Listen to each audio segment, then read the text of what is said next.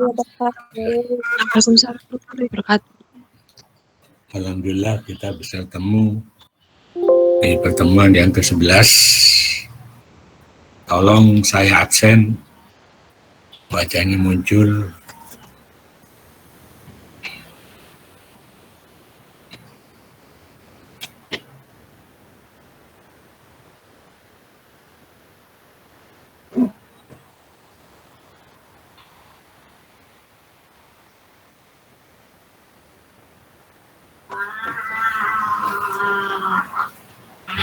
Oke, sudah muncul semua. Saya ambil gambar.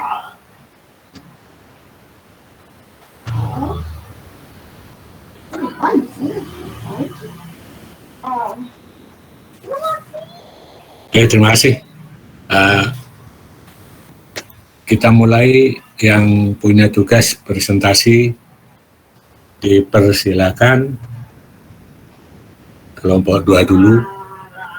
Oke, baik Pak. Terima kasih Pak Jono.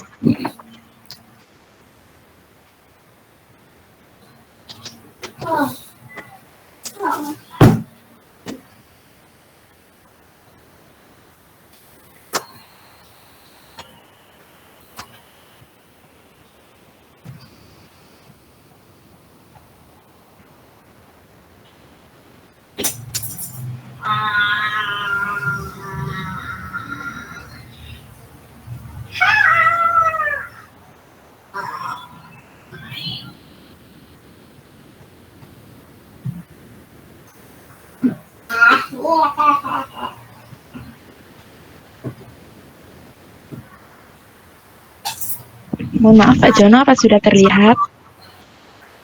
Sudah. Oke, saya mulai ya Pak. Bismillahirrahmanirrahim.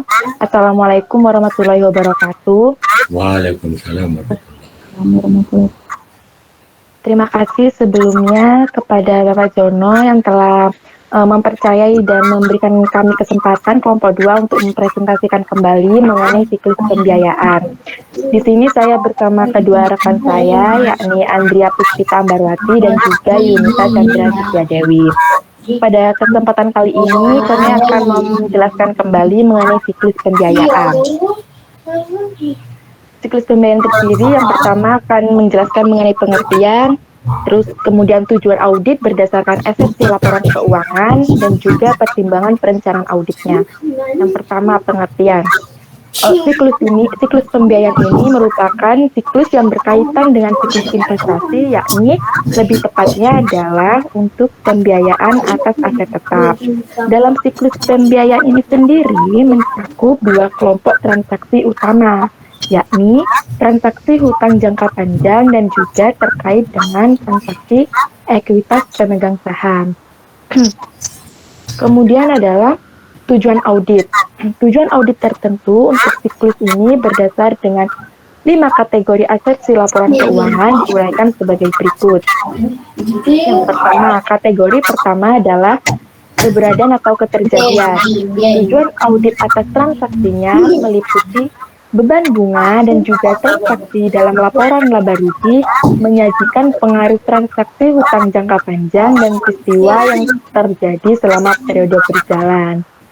Kemudian untuk tujuan audit atau saldonya, saldo hutang jangka panjang yang dicatat merupakan hutang yang ada pada tanggal neraca tersebut. Asersi yang kedua adalah kelengkapan. Tujuan audit atas transaksinya adalah semua transaksi beban bunga dan pendapatan yang berkaitan dengan transaksi utang jangka panjang telah dicatat. Dan tujuan atas saldonya adalah saldo utang jangka panjang merupakan jumlah utang pada kreditur jangka panjang. Sedangkan saldo ekuitas pemegang saham merupakan klaim pemilik atas aktiva entitas yang melaporkannya. Asersi yang ketiga adalah hak dan kewajiban. Untuk tujuan audit atas saldonya, yakni semua saldo utang jangka panjang merupakan kewajiban entitas yang melaporkan. Dan saldo ekuitas pemegang saham merupakan klaim pemilik atas aktiva entitas yang melaporkannya. Kategori asersi yang keempat merupakan penilaian atau alokasi. Tujuan audit atas transaksi dengan kategori asersi ini ialah transaksi beban bunga dan pendapatan yang berkaitan dengan utang jangka panjang telah dinilai dengan tepat sesuai dengan GAAP. Kemudian untuk tujuan audit atas saldonya adalah saldo utang jangka panjang dan juga saldo ekuitas pemegang saham telah dinilai pula dengan tepat sesuai dengan GAAP. Kategori asersi yang kelima ialah penyajian dan pengungkapan. Dengan kategori asersi ini, tujuan audit atas siklus pembiayaan memiliki tujuan yakni dalam transaksi hutang jangka panjang dan ekuitas pemegang saham telah diidentifikasi serta diklasifikasikan dengan tepat dalam laporan keuangan. Kemudian, tujuan audit atas saldo utang jangka panjang, dan ekuitas pemegang saham telah diidentifikasi pula dan diklasifikasikan dengan tepat dalam laporan keuangan. Selain itu adalah semua syarat, ketentuan, komitmen, dan provisi terkait utang jangka panjang telah diungkapkan. Semua fakta berkenaan dengan penerbitan saham telah diungkapkan pula. Yang ketiga adalah akan membicarakan mengenai pertimbangan perencanaan audit. Dalam pertimbangan perencanaan audit terdapat 5 langkah yakni yang harus diperhatikan saat kita akan merencanakan audit atas siklus pembiayaan. Yang pertama adalah materialitas, kedua risiko inheren, ketiga risiko prosedur analitis, keempat risiko pengendalian. Kita mulai dari yang pertama, materialitas. Dalam beberapa korporasi yang besar, utang jangka panjang bersifat tidak material terhadap total kewajiban dan ekuitas pemegang saham. Sedangkan dalam banyak perusahaan publik, kewajiban semacam itu merupakan lebih dari 50% total klaim atas aktiva korporasi. Ekuitas pemegang saham jelas merupakan komponen neraca yang material. Yang kedua adalah risiko inheren. Risiko salah saji dalam melaksanakan dan mencatat transaksi siklus pembiayaan yang biasanya rendah.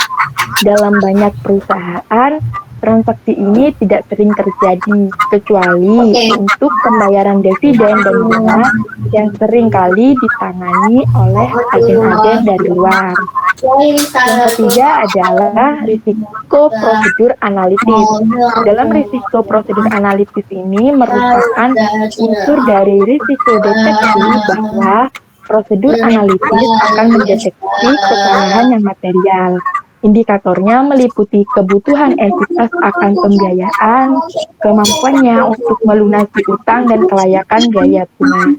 Dalam tabel gambar 17.7 pada halaman 230, teman-teman bisa melihatnya di situ telah diuraikan sangat jelas mengenai prosedur analitis yang biasa digunakan untuk mengaudit siklus pembiayaan.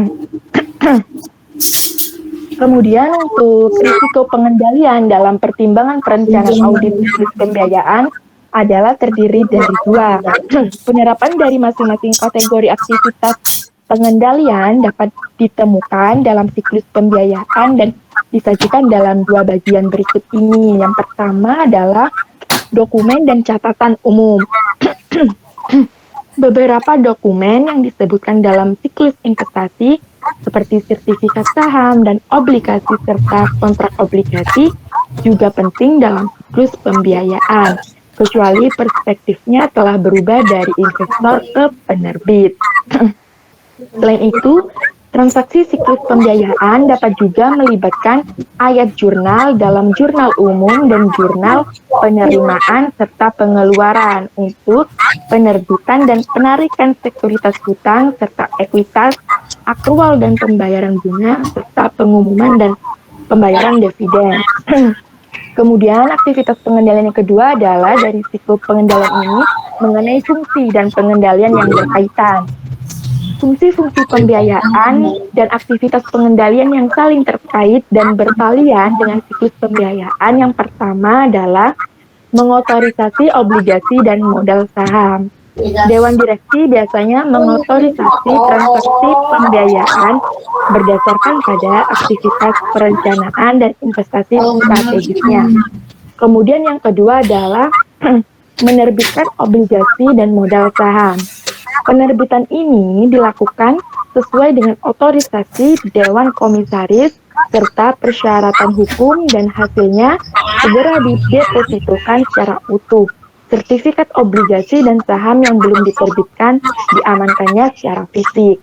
Yang ketiga adalah membayar bunga obligasi dan dividen secara tunai. Pembayaran ini dilakukan kepada penerima yang tepat sesuai dengan otorisasi Dewan Direksi atau manajemennya. Yang keempat adalah penarikan dan reakuisisi obligasi serta modal saham. Dalam transaksi ini dilaksanakan sesuai dengan otorisasi Dewan Direksi, sertifikat treasury stock yang diamankan secara fisik. Fungsi yang kelima adalah pencatatan transaksi pembiayaan. Transaksi dicatat secara tepat dalam hal jumlah, klasifikasi, dan periode akuntansi berdasarkan otorisasi serta dokumentasi pendukung. Kemudian adalah bagian yang kedua, kita akan menjelaskan mengenai pengujian substantif atas saldo hutang jangka panjang. Pengujian substantif atas saldo hutang jangka panjang dapat dilaksanakan baik sebelum maupun sesudah pengeluaran neraca. Langkah-langkah yang dilakukan dalam melakukan pengujian substantif atas saldo hutang jangka panjang yang pertama adalah menentukan risiko deteksi. Yang kedua, merancang pengujian substantif, kemudian prosedur awal, lalu prosedur analitis. Yang kelima, pengujian rincian transaksi. Yang keenam, pengujian rincian saldo. Dan yang terakhir adalah perbandingan penyajian laporan dengan GAAP. Yang pertama, menentukan risiko deteksi. Berdasarkan pertimbangan dari faktor-faktor atas rendahnya risiko inheren atau salah saji dalam semua aset di saldo akun yang berkaitan dengan utang jangka panjang, serta setiap penilaian risiko pengendalian yang relevan, maka tingkat risiko deteksi yang tepat dapat ditentukan untuk setiap asersi yang signifikan yang berkaitan dengan saldo akun utang jangka panjang. Langkah yang kedua adalah merancang pengujian substantif. Dari pengujian yang mungkin dilakukan pada prosedur awal, prosedur analisis, serta pengujian rincian transaksi, auditor merancang program audit untuk memenuhi tingkat risiko deteksi yang dapat diterima atas setiap asersi. Pada pengujian substantif, auditor terutama berkepentingan dengan kurang saji untuk utang jangka panjang. Auditor mengandalkan komunikasi langsung dengan sumber independen dari luar, penilaian dokumentasi, dan perhitungan kembali. Jadi dalam merancang pengujian substantif ini, auditor sangat mengandalkan komunikasi dengan pihak ketiga selain klien untuk mendapatkan informasi yang akurat, serta menelaah dokumen-dokumen yang telah ada sebelumnya dan juga menghitung kembali atas saldo utang jangka panjang. Untuk selanjutnya, agar dalam pemahaman teman-teman bisa dilihat pada halaman 233 mengenai pengujian substantif yang mungkin untuk asersi utang jangka panjang. Selanjutnya untuk langkah yang ketiga akan saya serahkan kepada rekan saya.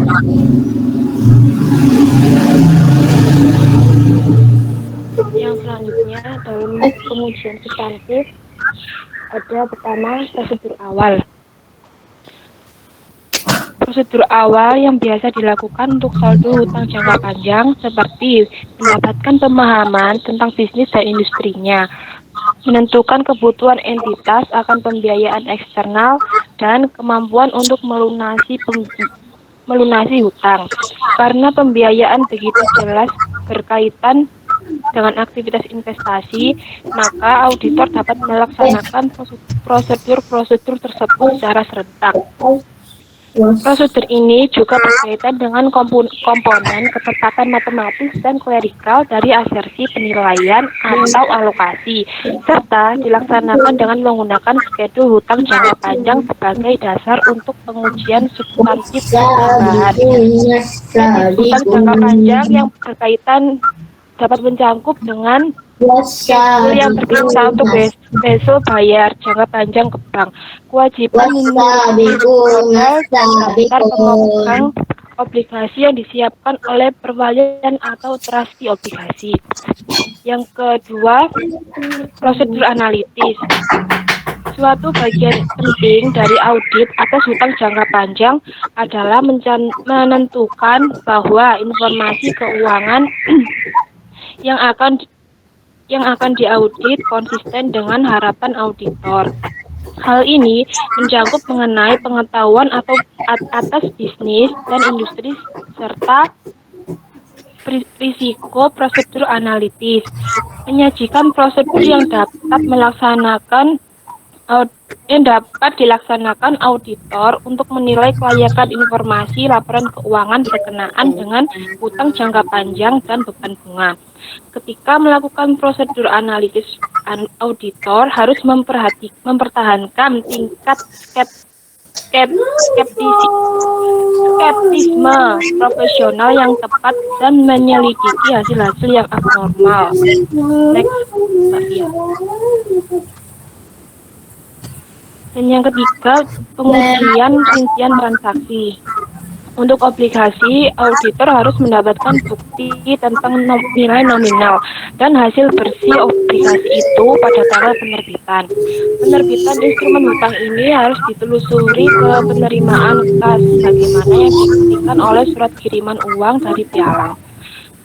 Pembayaran pokok hutang jangka panjang dapat diverifikasi dengan memeriksa voucher dan cek yang dibatalkan.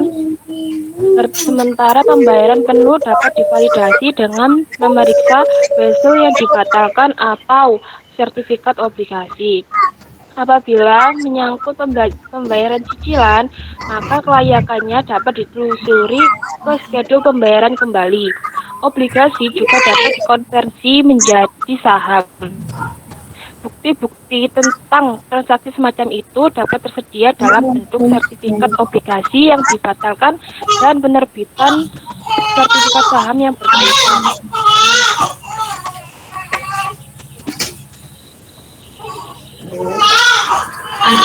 Yang keempat, pengujian rincian saldo. Ada 3 pengujian substantif dalam kategori ini. Yang pertama, menilai otorisasi dan kontrak atas hutang jangka panjang. Dan kedua, mengkonfirmasi hutang dengan pemberi pinjaman dan perwalian obligasi. Yang ketiga, menghitung kembali beban bunga. Yang pertama, menilai otorisasi dan kontrak atas hutang jangka panjang. Otorisasi dari sebuah korporasi untuk mengadakan perjanjian kontraktual guna meminjam uang melalui penerbitan hutang jangka panjang ada di tangan Dewan Direksi. Dengan demikian, bukti tentang otorisasi ini harus ditemukan dalam notulen rapat Dewan Direksi. Biasanya, auditor hanya mereview otorisasi yang telah terjadi selama tahun yang diaudit, karena bukti tentang otorisasi hutang yang beredar pada awal tahun harus ada dalam arsip kertas kerja yang permanen. Otorisasi untuk penerbitan hutang harus mencakup referensi pada bagian anggaran rumah tangga yang berlaku berkenaan dengan pembiayaan semacam itu. Otorisasi ini juga harus mencakup pendapat konsultan hukum perusahaan tentang legalitas hutang itu. Penilaian kontrak juga harus mencakup rincian perjanjian dan ketaatan perusahaan terhadap hal itu, serta rincian kewajiban menurut list modal.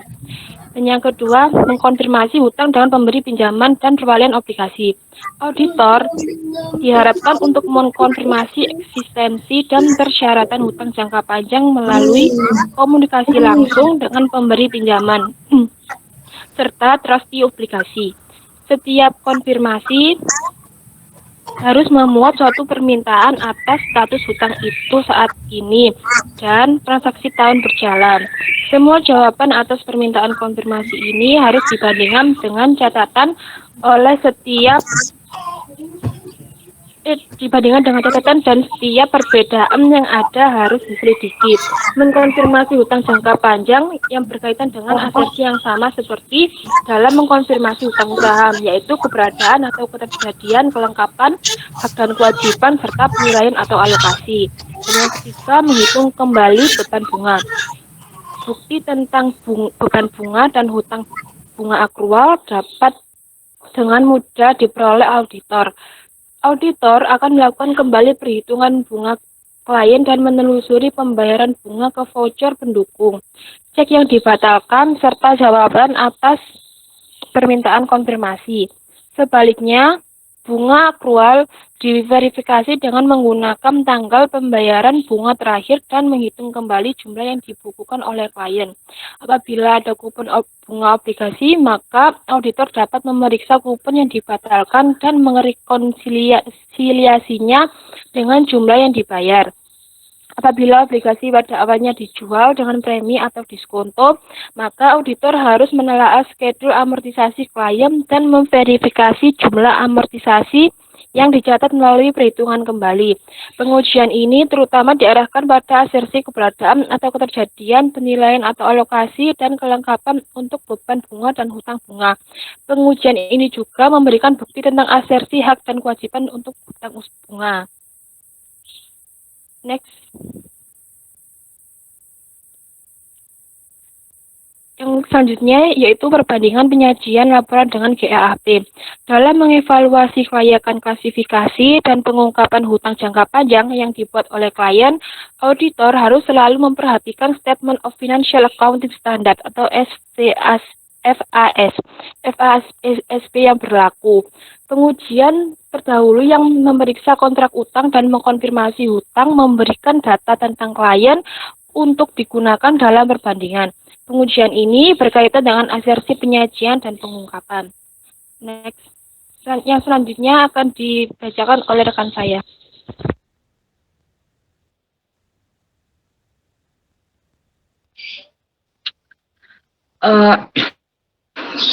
Selanjutnya, pengujian substantif atas saldo ekuitas pemegang saham. Pengujian atas saldo ekuitas pemegang saham dapat dilakukan sebelum atau sesudah tanggal neraca. Untuk saldo-saldo ini, asersi penilaian atau alokasi dan penyajian atau pengungkapan adalah mempertahankan perbedaan antara modal di store dan laba ditahan. Ada beberapa sebab dalam pengujian substantif atas saldo ekuitas pemegang saham. Yang pertama, menentukan risiko deteksi. Yang kedua, merancang pengujian substantif. Yang ketiga, prosedur awal. Yang keempat, prosedur analitis. Yang kelima, pengujian rincian transaksi. Yang keenam, pengujian rincian saldo. Dan yang terakhir, perbandingan penyajian laporan dengan GAAP. Next. Yang pertama, menentukan risiko deteksi. Penilaian risiko inheren untuk asersi yang berkenaan dengan saldo ekuitas pemegang saham tergantung pada sifat dan frekuensi transaksi yang mempengaruhi akun-akun bersangkutan. Transaksi saham yang bersifat rutin dalam perusahaan terbuka sering ditangani oleh register dan agen transfer. Penilaian risiko inheren dan pengendalian mungkin lebih tinggi jika ada transaksi non-rutin yang melibatkan penerbitan saham dalam akuisisi, sekuritas convertible atau opsi saham. Faktor-faktor tersebut harus dipertimbangkan dalam menggunakan model risiko audit untuk menentukan tingkat risiko deteksi yang dapat diterima atas setiap asersi signifikan untuk bersangkutan dengan saldo ekuitas pemegang saham. Yang kedua, sesuai daftar pengujian substantif yang mungkin dilakukan atas saldo ekuitas pemegang saham dan tujuan audit spesifik yang berkaitan dengan setiap pengujian diilustrasikan pada bisa dilihat pada buku wajib halaman 239 sampai 240 dengan nomor gambar 17 kali hubung 10. Next.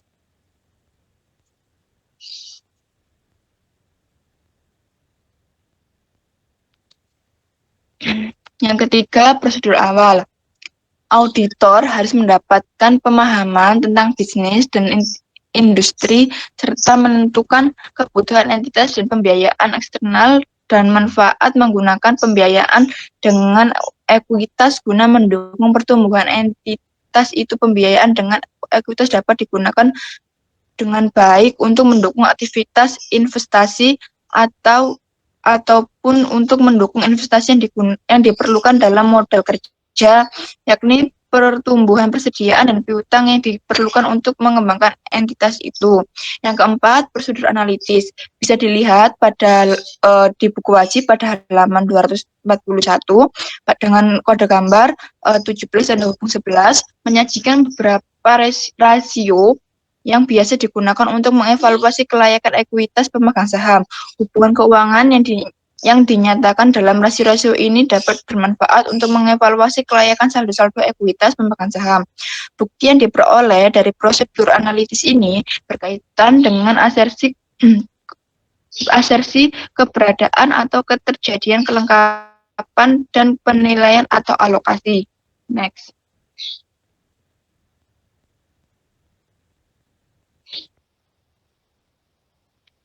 Pengujian rincian transaksi.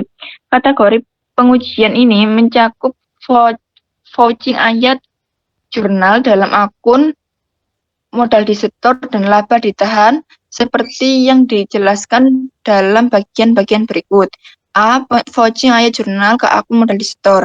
Setiap perubahan dalam akun modal disetor harus di-vouching ke dokumen pendukung. Untuk penerbitan saham baru, auditor dapat memeriksa surat kiriman uang dari hasil penerbitan itu. Jika pertimbangan untuk saham itu bukan kas, maka auditor harus memeriksa secara seksama dasar penilaian seperti nilai pasar pertimbangan yang diterima atau diberikan. B. Vouching ayat jurnal ke laba ditahan. Setiap ayat jurnal laba ditahan, kecuali posting laba bersih atau rugi bersih, harus di-vouching ke dokumen pendukung. Sementara ayat jurnal untuk pengumuman dividen dan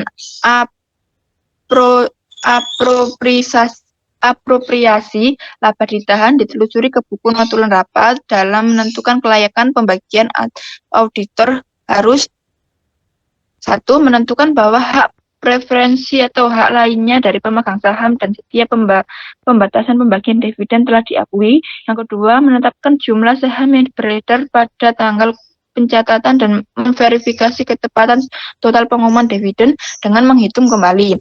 Yang ketiga, memastikan kelayakan ayat jurnal untuk mencatat pengumuman itu. Yang keempat, menelusuri pembayaran dividen, cek yang dibatalkan, dan dokumen lainnya. Next.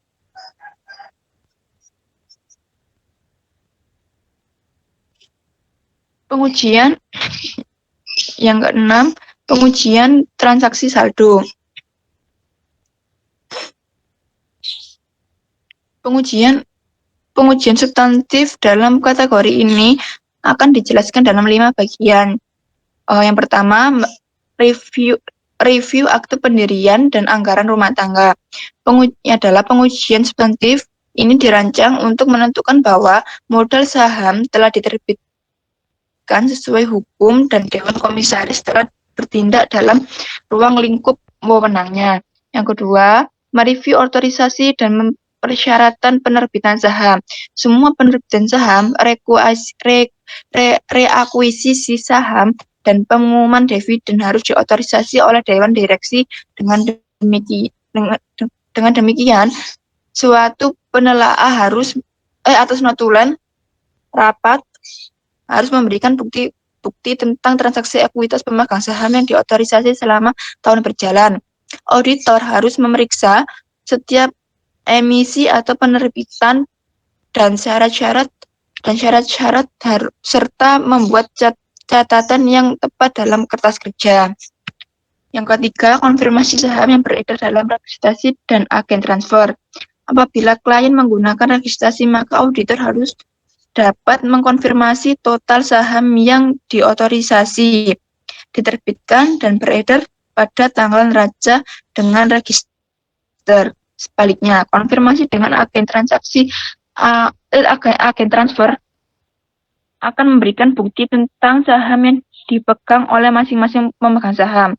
Jawaban atas transaksi ini kemudian dibandingkan dengan akun modal saham dan buku besar pemegang saham. Yang keempat, memeriksa buku sertifikat saham. Pengujian ini diwajibkan apabila klien bertindak sebagai agen transfer bagi dirinya sendiri. Pengujian ini akan melibatkan beberapa langkah. Yang pertama, auditor harus memeriksa buku sertifikat saham untuk menentukan bahwa substansi untuk saham yang diterbitkan dan beredar telah dipisahkan.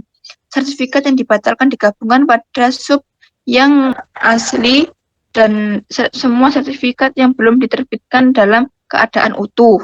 Yang kedua, auditor harus memastikan bahwa perubahan yang terjadi selama tahun berjalan telah dicatat dengan benar dan dalam masing-masing akun pemegang saham di buku besar pembantu. Yang ketiga, auditor harus merekonsiliasi total saham yang diterbitkan dan beredar seperti yang tercantum dalam buku sertifikat saham dengan total saham yang dilaporkan dalam buku besar pemegang saham serta akun modal saham. Memeriksa sertifikat saham yang ditahan sebagai treasury stock. Jika modal saham ditahan sebagai treasury stock, maka auditor harus menghitung sertifikat itu pada saat yang sama dengan perhitungan sekuritas lainnya. Dalam memeriksa sertifikat ini, auditor harus mencatat dalam kertas kerja jumlah saham yang diakuisisi selama tahun berjalan untuk penelusuran selanjutnya ke catatan kas. Next.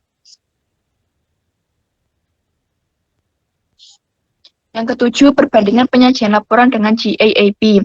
APBD Opinion nomor 12 menetapkan bahwa pengungkapan atas perubahan dalam akun-akun terpisah yang terdiri dari ekuitas pemegang saham disyaratkan untuk membawa laporan keuangan yang inovatif. Pengungkapan tersebut dapat dibuat pada laporan dasar dan catatan yang menyertai atau disajikan dalam laporan terpisah. Pengungkapan yang berkaitan dengan bahan ekuitas mencakup rincian program opsi saham, dividen yang tertunggak, nilai yang ditetapkan, dan preferensi ke dividen serta likuidasi. Auditor telah mendapatkan bukti tentang asersi penyajian dan pengungkapan dari izin terdahulu dan dari penelaah atas notulen rapat korporasi, pengujian untuk ketentuan dan perjanjian yang mempengaruhi akun-akun ekuitas pemegang saham. Saya kembalikan kepada Mbak Via selaku moderator.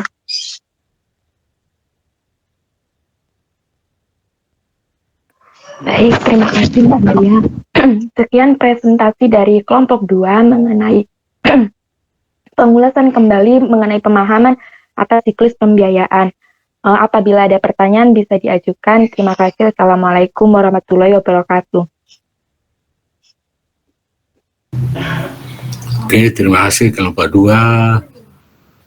Materi presentasi sudah baik, memenuhi syarat, dan presentasi individu penyampaiannya sudah cukup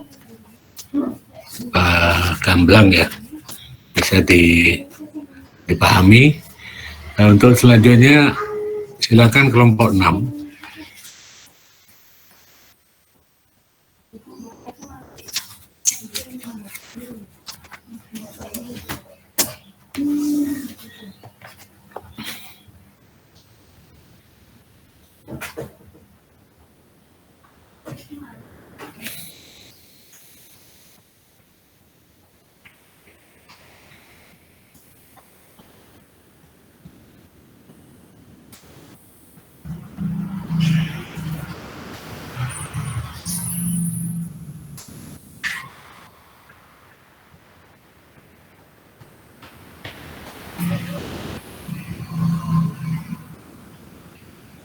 Kamu ambil kursinya.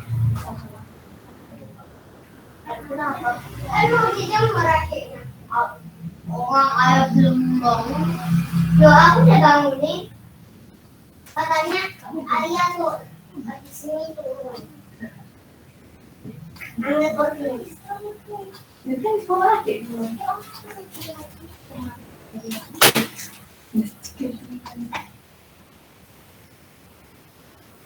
Ini ya.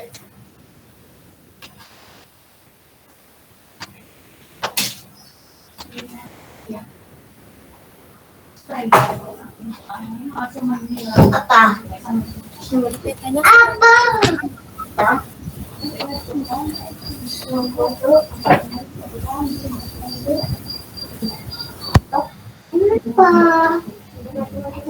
Enggak. Apakah suara saya terdengar? Suaranya mana ini?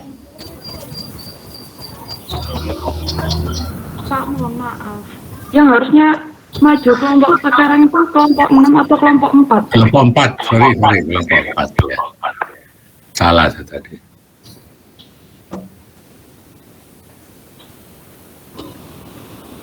Bisa dimulai ya Pak? Enggak, ayah udah.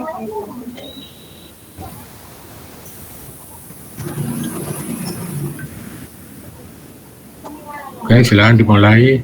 Suaranya agak keras ya.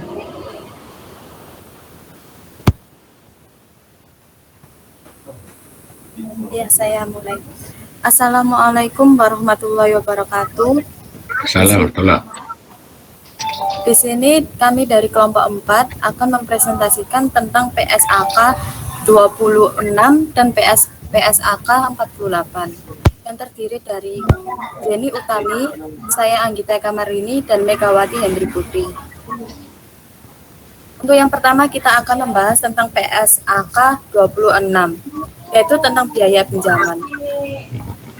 Dalam PSAK 26 yaitu memiliki prinsip dasar. Biaya pinjaman yang dapat didistribusikan secara langsung dengan perolehan konstruksi atau produksi aset kualifikasi kapitalisasi sebagai bagian biaya perolehan aset tersebut. Biaya pinjaman lainnya diakui sebagai beban.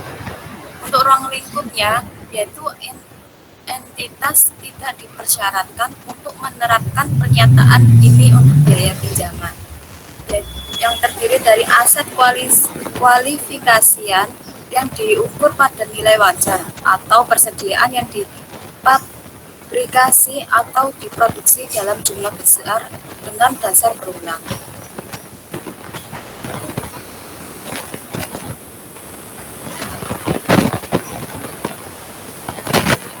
Biaya pinjaman yaitu bunga dari biaya lain yang ditanggung entitas sehubungan dengan peminjaman dana.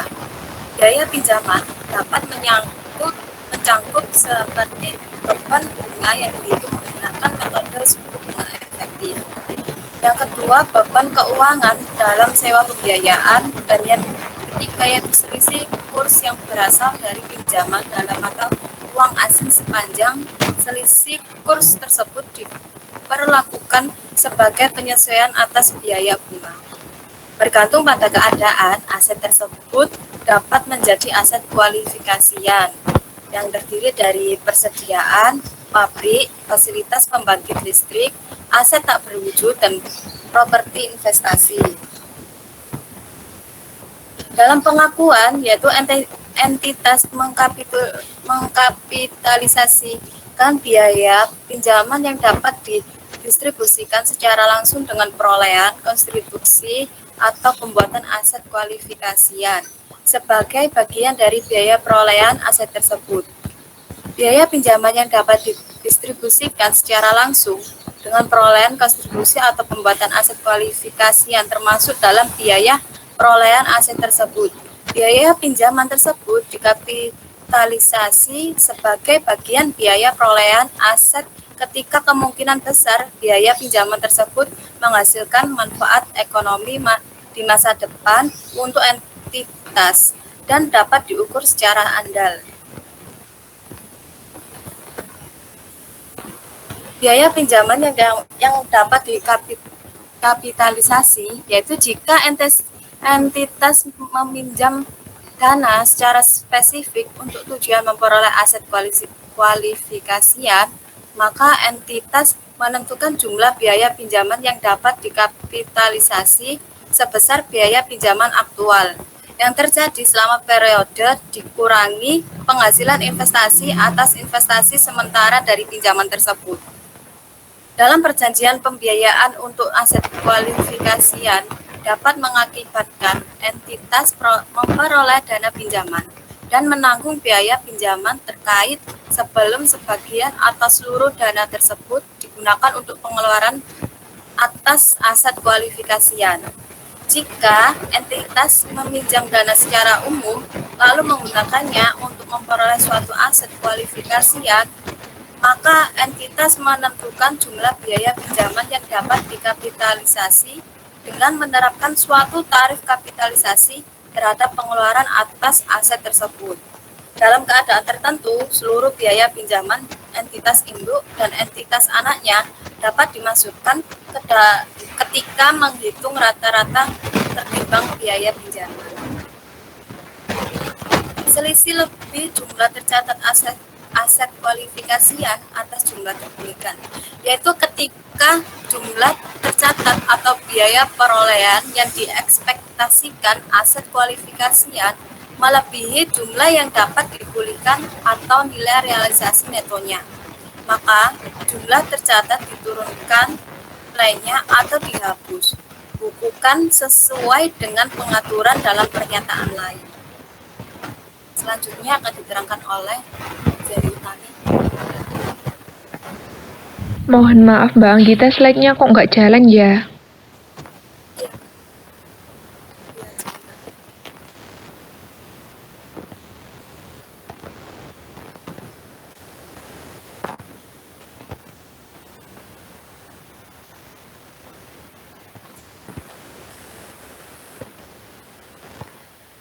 Apakah sudah terlihat? Sudah terlihat. Untuk selanjutnya yaitu permulaan kapitulasi. Pada permulaan kapitulasi, entitas mulai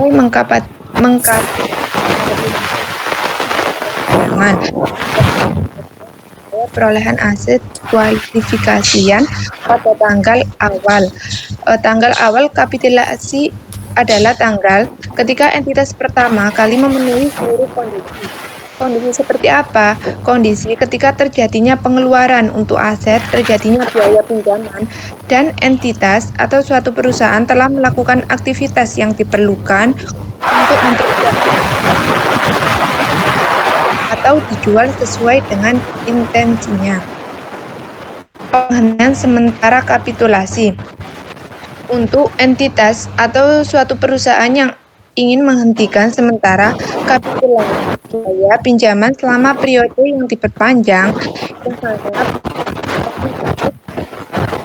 kualifikasian juga dihentikan. Biaya pinjaman tersebut dapat terjadi selama periode yang diperpanjang, di mana entitas menghentikan sementara aktivitas yang diperlukan untuk mempersiapkan suatu aset agar dapat digunakan atau dijual sesuai dengan intensitasnya.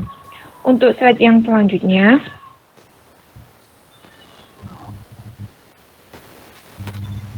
belum berjalan.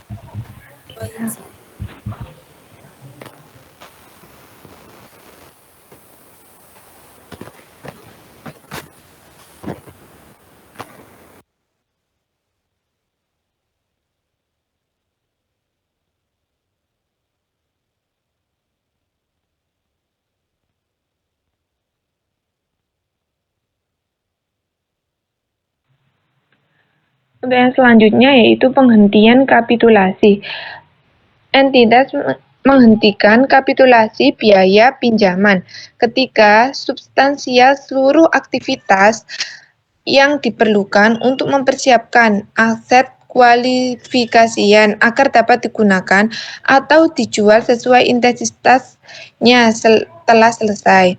Secara umum, suatu aset siap untuk digunakan atau dijual dengan intensitasnya ketika konstruksi fisik selesai, walaupun pekerjaan rutin administratif mungkin masih berkelanjut. Dan jika konstruksi aset kualifikasian diselesaikan per bagian dan setiap bagian dapat digunakan selama berlangsungnya konstruksi bagian yang lain. Maka, entitas menghentikan kapitalisasi biaya pinjaman untuk bagian tersebut ketika aktivitas untuk menyiapkannya agar dapat digunakan atau dijual sesuai intensitasnya yang telah selesai secara substansial. Untuk yang selanjutnya,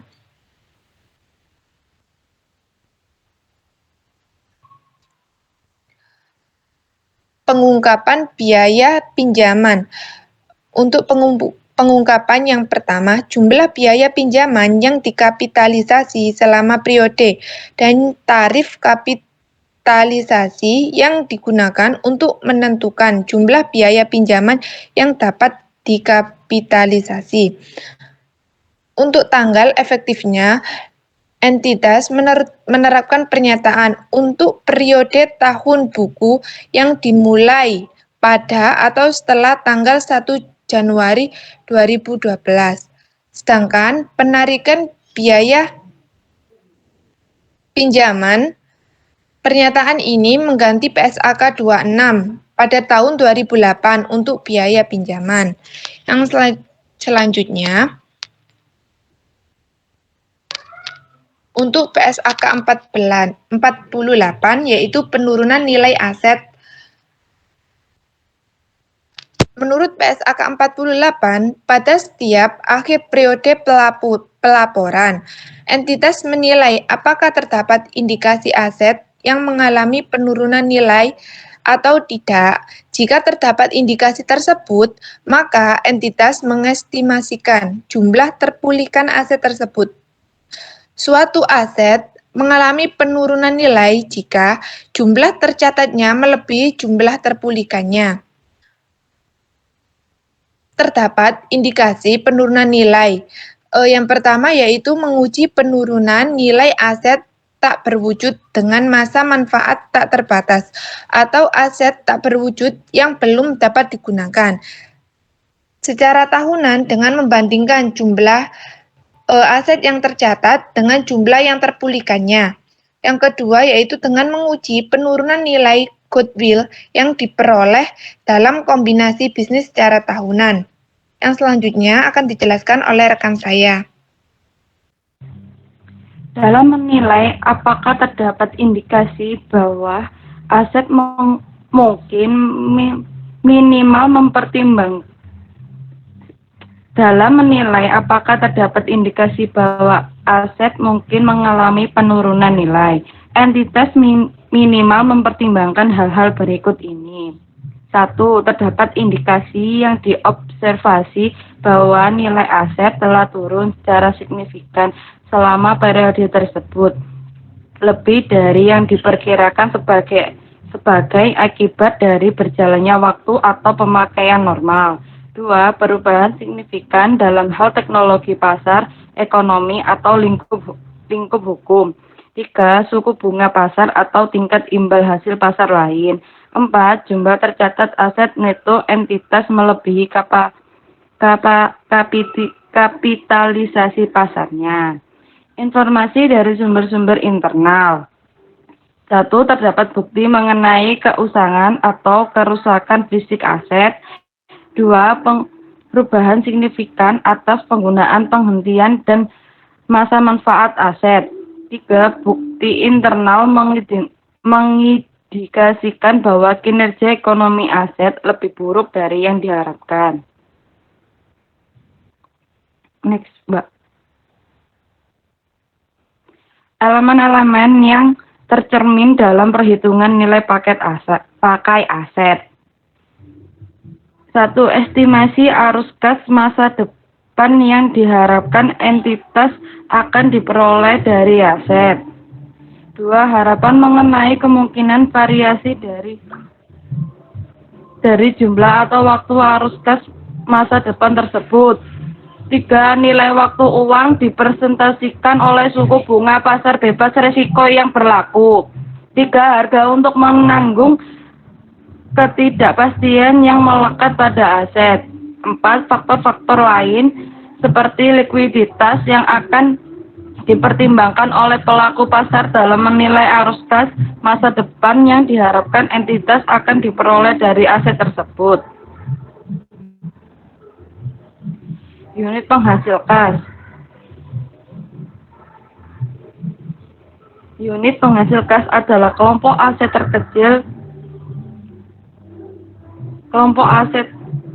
terkecil teridentifikasi yang menghasilkan arus kas masuk yang sebagai besar independen dari arus kas masuk dari aset atau kelompok aset lain.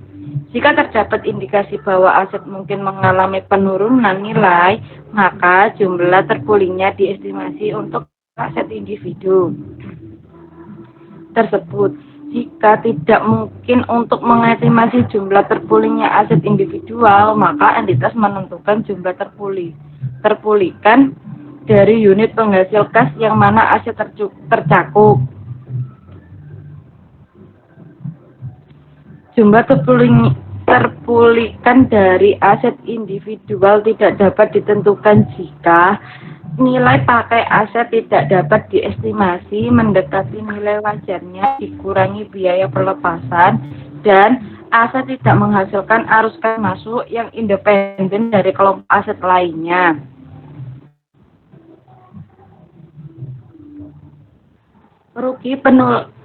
Rugi penurunan nilai diakui unit penghasil kas jika dan hanya jika jumlah terpulihkan dari unit tersebut lebih kecil dari jumlah tercatatnya. Rugi penurunan nilai dialokasikan untuk mengurangi jumlah tercatat aset dari unit tersebut dengan urutan sebagai berikut. Pertama, untuk mengurangi jumlah tercatat atau setiap goodwill yang dialokasikan pada unit penghasil kas tersebut. Dan selanjutnya ke aset lainnya dari unit tersebut, kelompok unit dibagi pro rata atas dasar jumlah tercatat setiap aset dalam unit tersebut, kelompok unit. Zona pembalik kerugian penurunan nilai. Entitas menilai pada akhir setiap periode pelaporan apakah terdapat indikasi bahwa rugi penurunan nilai yang telah diakui atas aset selain goodwill. Pada periode sebelumnya mungkin tidak ada lagi atau mungkin telah menurun. Jika terdapat indikasi tersebut, maka entitas mengestimasi jumlah terpulihkan aset tersebut. Rugi penurunan nilai yang telah diakui dalam periode sebelumnya untuk aset selain goodwill dibalik jika dan hanya jika terdapat perubahan estimasi yang digunakan untuk menentukan jumlah terpulihkan aset tersebut sejak rugi penurunan nilai terakhir diakui. Jika demikian, jumlah tercatat aset dinaikkan ke jumlah terpulihkannya. Kenaikan ini merupakan suatu pembalik rugi penurunan nilai. Pembalikan rugi penurunan nilai aset individual. Jumlah tercatat aset yang meningkat selain goodwill yang dapat didistribusikan ke pembalikan rugi penurunan nilai tidak boleh melebihi jumlah tercatat. Neto setelah amortisasi atau penyusutan. Seandainya aset tidak mengalami rugi penurunan nilai pada tahun-tahun sebelumnya.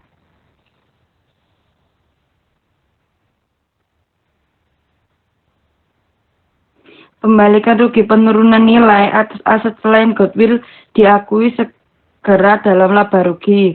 Setelah pembalikan rugi penurunan nilai diakui, penyusutan amortisasi yang dibebankan atas aset tersebut disesuaikan pada periode masa depan untuk mengalokasikan jumlah tercatat aset yang direvisi dikurangi nilai residuannya dengan dasar sistematik selama sisa umur manfaatnya.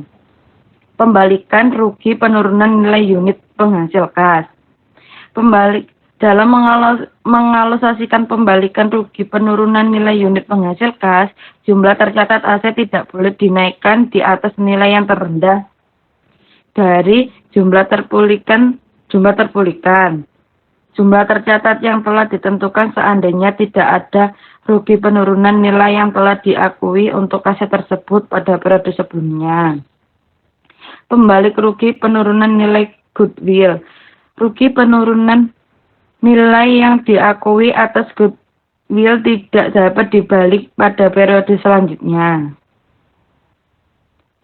Sekian presentasi dari kelompok kami. Bila ada yang ditanyakan,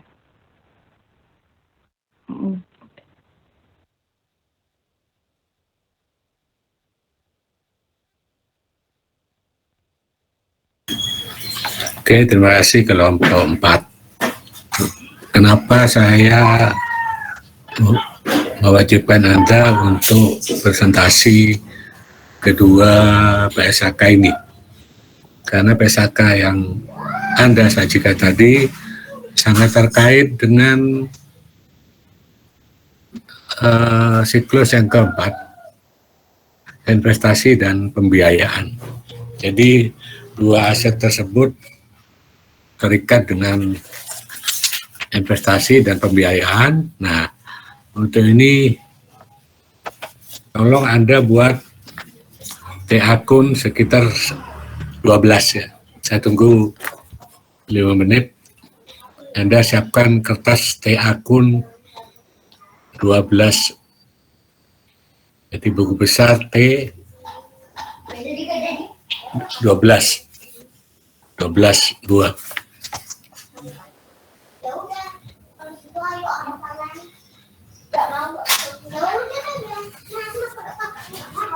Nanti saya jelaskan mirip di siklus produksi.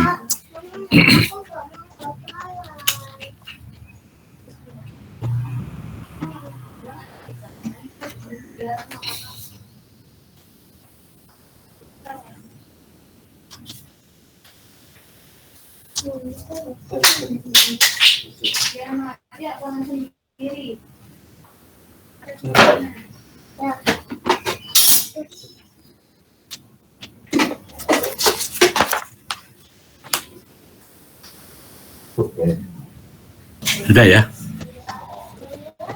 Oke Pak, sudah. Oke. Nah, saya menjelaskan tentang investasi atau tetap. Mulai saat diperoleh sampai dengan kemungkinan-kemungkinan yang terjadi setelah itu, ya, setelah di belakang hari. Jadi yang pertama, kata tetap itu dinilai dengan nilai perolehan. Jadi akun pertama nilai perolehan untuk apa? Tetap banyak ya, tanah, mesin, peralatan, kendaraan, ya, itu yang masuk nilai perolehan. Jadi nilai perolehan adalah nilai beli ditambah biaya-biaya sampai dengan aset tersebut mau digunakan. Ya, jadi yang pemanjang pertama nilai beli ditambah atau biaya ditambah dengan tambahan biaya sampai dengan aset tersebut digunakan. Jadi contohnya kalau Anda beli peralatan harganya 1 miliar atau mesin, beli di Jakarta, Anda nanggung ongkos angkut, berarti harga beli ditambah dengan ongkos angkut sampai dengan mesin itu siap dipakai. Nah, terkait juga dengan tadi, terkait dengan istilah dikapitalisasi bunga ya.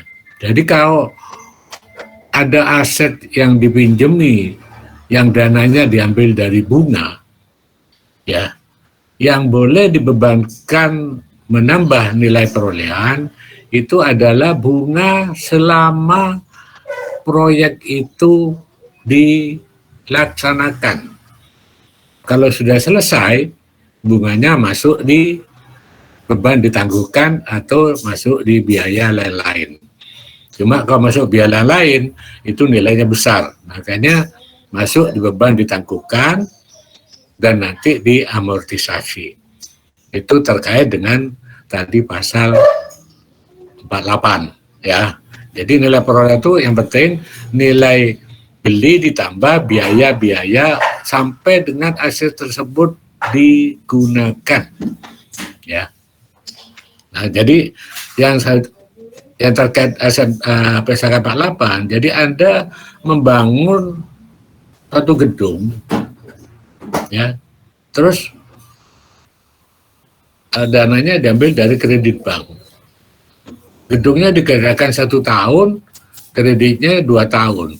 Berarti yang 1 tahun itu boleh menambah nilai gedung, sedangkan sisanya tidak boleh nambah nilai gedung bunganya, tapi masuk di beban ditangguhkan, aktif lain, atau kalau nilainya kecil boleh dimasukkan sebagai kerugian lain-lain. Ya, cuma biasanya jarang kalau pinjaman jangka panjang itu bunganya kecil. Ya, besar, makanya harus dipisah mana yang boleh ditambah sebagai nilai perolehan aset, mana yang tidak boleh. Ini satu contoh di PSK 26 ya, 48 nggak perlu nilai aset. Nah, dari mana aset itu diperoleh? Ya. Satu saat aset tetap ya, saya bicara aset tetap diperoleh dari saat setoran modal. Jadi ada modal itu pemodal yang tidak masukkan uang, tapi memasukkan aset tetap, entah itu tanah atau gedung atau mesin. Nah, itu. Tapi asal disetujui oleh pemegang saham yang lain. Yang kedua, didanai sendiri. Kalau didanai sendiri berarti keluar dari akun kas dan bank. Ya, berarti ada modal, kredit, atau kas bank, kredit. Ada juga yang dibayar dari pinjaman. Nah, kalau biaya dari pinjaman, maka hutang jangka panjang, kredit. Ya. Terus kalau mau dana untuk pembelian aset itu didapat dari kenaikan modal, maka modalnya di kredit, ya, penambahan modal ini.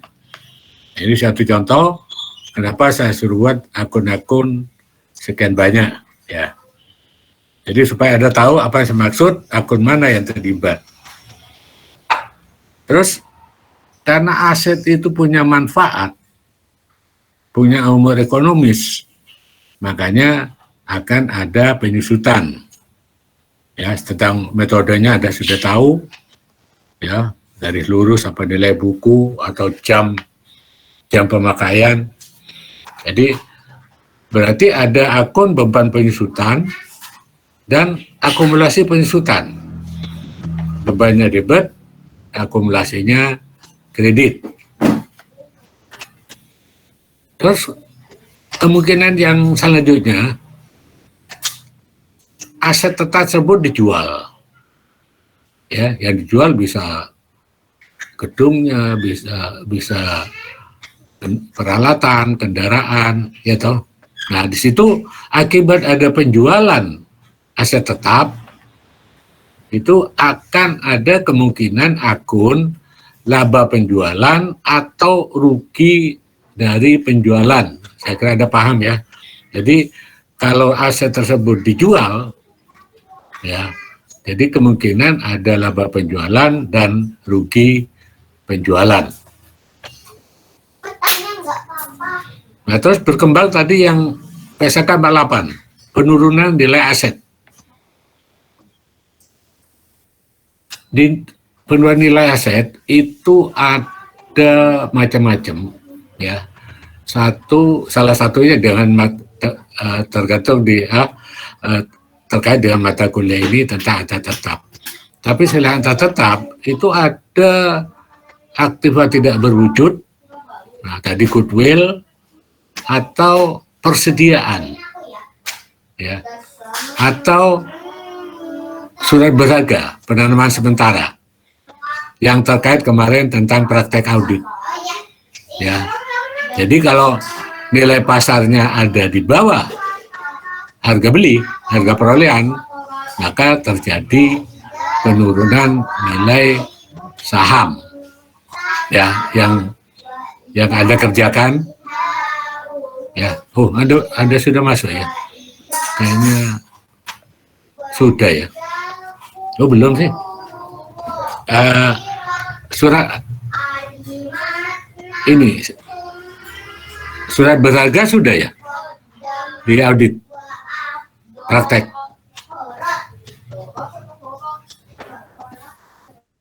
Belum, Pak. Halo. Belum Pak sudah? Belum, Pak. Oh, belum ya, Belum, masih Pak. ya. Nah, itu nanti masuk di surat-surat berharga. Ya, ini terkait juga nanti ada penurunan nilai aset untuk surat berharga. Oh, mumpung ingat ya, jadi untuk praktek audit nanti kita mulai jam 1, karena jam 9 Pak Jono ada urusan ke notaris, mungkin sampai jam 12. Jadi mudah-mudahan sudah terbaca pengumuman saya dan apa yang sudah saya kirim tadi pagi. Jadi nanti praktek audit nanti kita mulai jam 1. Jadi ini tidak lanjut langsung jam 9:30, karena jam 9 Pak Jono pergi ke kantor notaris. Oke, nah rugi penurunan aset itu tadi ya persediaan. Kedua, investasi sementara, pembelian saham, obligasi, ya nanti setelah nanti siang Anda tahu kayak apa nih penurunan nilai saham. Nah, di situ akan ada. Nah, terus ada tetap ada, contohnya mobil, ya nilai bukunya di atas harga pasar, harga pasarnya di atas nilai buku, itu terjadi penurunan nilai aset untuk harga tetap. Jadi semua makanya disebutkan penurunan nilai aset. Aset itu ada aktiva yang sudah dipraktekkan di akuntansi itu tentang piutang. Makanya piutang itu dicadangkan karena kemungkinan akan terjadi penurunan. Penagihannya tidak sesuai dengan apa yang kita harapkan. Cuma nanti kalau piutang, cadangan itu dicadangkan, itu kalau nggak dipakai digunakan. Dikembalikan, mirip yang di praktek audit tentang cadangan kerugian piutang. Nah, yang setelah ada penurunan aset, ada kejadian kita kenal revaluasi. Ya, tadi kalau terjadi penurunan nilai aset, ya jurnalnya akun rugi penurunan nilai apa? Persediaan, apa investasi sementara, apa aset tetap, ya. Kreditnya cadangan penurunan nilai yang sudah Anda bahas tadi. Memang bahasanya di PSAK itu agak membingungkan, itu bahasanya akuntan. Anda harus memahami itu. Ya kayak orang menerjemahkan bahasa hukum. Ya, yang tahu orang hukum. Ya, jadi yang Anda baca tadi itu mungkin ada yang paham, ada yang tidak. Ya, tapi intinya penurunan nilai aset itu kalau harga pasar dari aset tersebut ada di bawah harga perolehan atau dari nilai buku, tergantung jenis dari aset yang kita nilai. Ya. Kalau persediaan dari nilai perolehan, jadi harga pasarnya di bawah harga di atas harga perolehan. Di bawah harga perolehan. Nah, itu terus perkembangan terakhir ada revaluasi. Revaluasi itu umumnya tanah, gedung, atau bangunan. Tapi yang paling umum itu adalah tanah. Anda tahu tanah, tidak ada harga tanahnya turun. Ya, kita bukan lagi di PBB, harga tanah nilainya naik terus. Apalagi tanah itu untuk kepentingan jangka panjang untuk proyek, entah perusahaan jalan atau untuk kepentingan umum. itu ganti ruginya cukup tinggi. Nah, contohnya apa? Anda beli tanah 5 tahun yang lalu atau 10 tahun yang lalu, mungkin belinya 1 hektar cuma setengah miliar 10 tahun yang lalu. Nah, sekarang mungkin tanah tersebut harganya bisa 10 miliar. Ya, itu namanya nilai revaluasi. Jadi tanah tersebut nanti dinaikkan dari setengah miliar. Kalau sekarang harganya 10 miliar atau anggaplah 5 miliar, berarti ada kenaikan pas setengah. Nah, disitulah yang disebut revaluasi. Kemana lawan jurnalnya? Ke modal revaluasi di sebelah kredit. Ya, jadi Anda paham? Jadi nanti tanahnya itu dinaikkan dengan selisih dari nilai beli yang dulu dengan yang sekarang, itu dinaikkan itu dengan lawan modal. Jadi kalau dulu tanah setengah miliar dibeli, sekarang 5 miliar, berarti ada kenaikan pas setengah. Nah, di situ pas setengah itu menambah nilai tanah, terus dengan mengkredit nilai revaluasi. Nah, jadi itu yang Anda ketahui ya, supaya nanti juga banyak Anda tidak paham tentang ini terkait dengan leasing ya. Nah, jadi yang presentasi untuk minggu depan ya, Anda perhatikan yang saya jelaskan ini, akun-akun yang terkait dengan adanya investasi dan pembiayaan. Kalau Anda lihat tadi pembiayaan di mana? Ada modal, ada hutang jangka panjang, itu sudah masuk pembiayaan.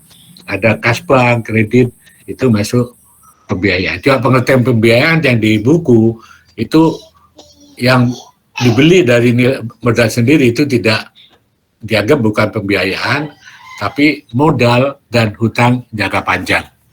Ya, karena mungkin pembiayaan aset yang baru itu diambil dari kredit jangka panjang atau dari penambahan modal. Ya, sudah saya tunjukkan sekarang aja untuk minggu depan kelompok 6. Anda menjelaskan ini yang tadi yang saya jelaskan tentang akun yang terkait dengan investasi atau tetap dan pembiayaan plus leasing. Ya, tolong Anda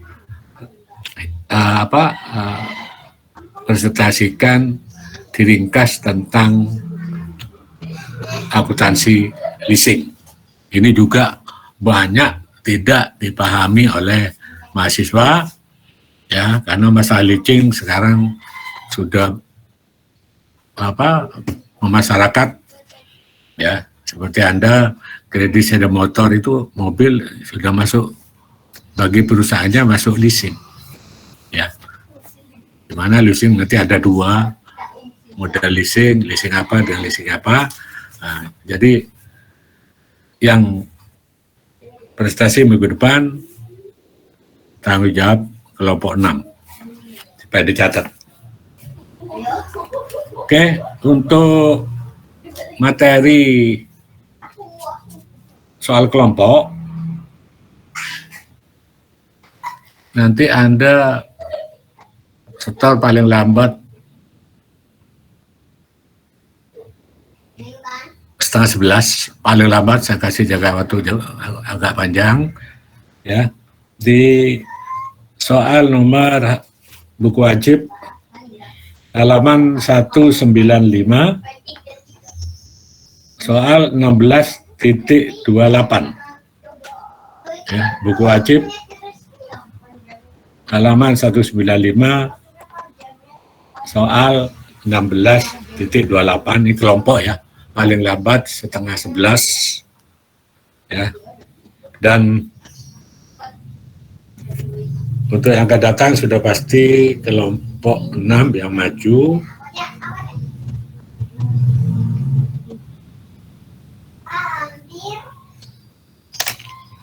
tolong saya absen, wajahnya muncul.